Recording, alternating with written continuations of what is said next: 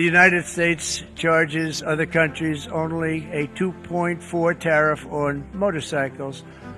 Meanwhile, Thailand and others are charging much higher prices, like 60%. India charges 70%. Vietnam charges 75%, and others are even higher than that. Likewise, until today, the United States has for decades charged a 2.5 tariff on foreign-made automobiles. The European Union charges us more than 10% tariffs, and they have 20% VATs, much, much higher.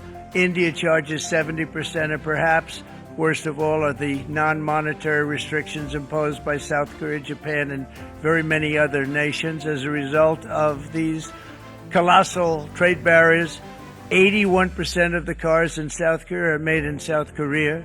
94% of the cars in Japan are made in Japan. Toyota sells 1 million foreign-made automobiles into the United States, and General Motors sells almost none. Ford sells very little. None of our companies are allowed to go into other countries. And I say that, friend and foe. And in many cases, the friend is worse than the foe in terms of trade.